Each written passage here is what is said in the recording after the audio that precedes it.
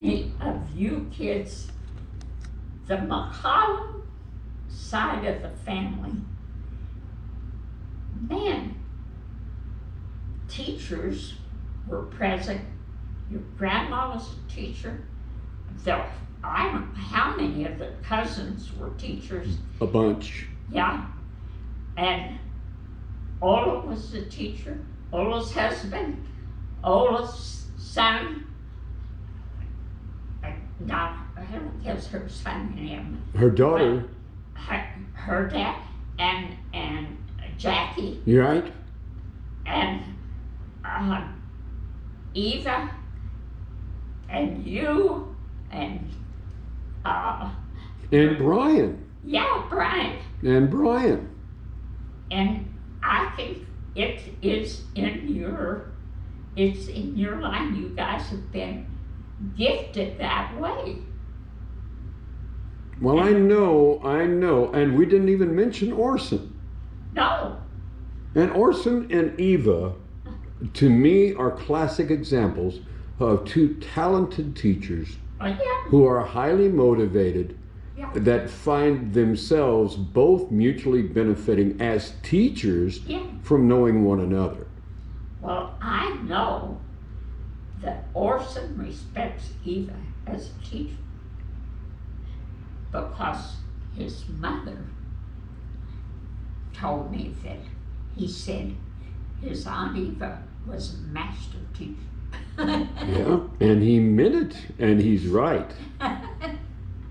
So I think it's interesting to see how many of you, and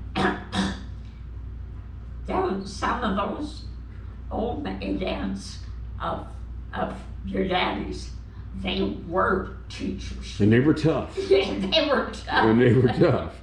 Yeah, I understand that. We didn't mention Susie in that mix. Yeah, Susie. Susie there too. And Jackie. Yeah.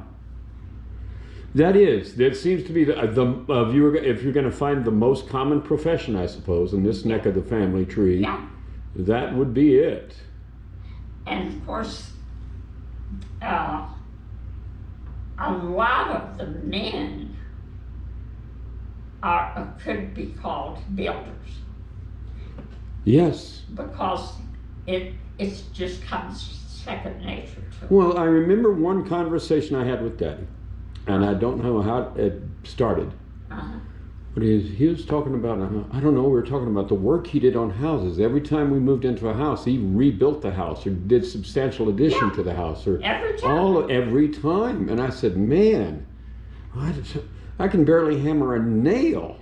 And he said, well, the day's going to come when there's going to be a woman that wants a house, and you're going to have to do whatever it takes to see that she has that house. You're going to have to build that house. Well, he was half right. I had to get the house, but I didn't build it like he did. No. I didn't do that. And that's one of the things, when I think of Daddy, he is the Renaissance man. He was an intellectual, but he was a practical man. He was a builder. He could do things. He could plumb. He could do wiring. He could do radio. He could do concrete. He could do woodwork. He could do metalwork. What do you want?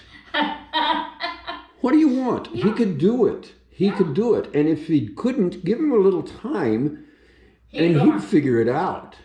And I agree. If he saw computers, man. He would have loved it. Yeah. He loved the radio. Yes. Same thing. Making it. And he had it. We always laughed about it. He and I laughed about it. He had an antenna farm there. They covered the whole 5 acres. I remember because one time I came home, he was having me help him put up the antenna. And that was a very frustrating day because the first 2 times we tried it, we didn't succeed. And he was getting a little hot under the collar. But eventually we got it up, and that antenna was a celebrity antenna among hams. All the hams was appreciated and they all wanted to see it. Yes, I mean that he was noted in that he was noted for his antennas. Yeah. That's really spectacular when you think about the kind of population that is. Yeah. And then you recognize it in that population for a particular talent. Antelope Farm. That's amazing. All right. Well, I'm going to take a look at a couple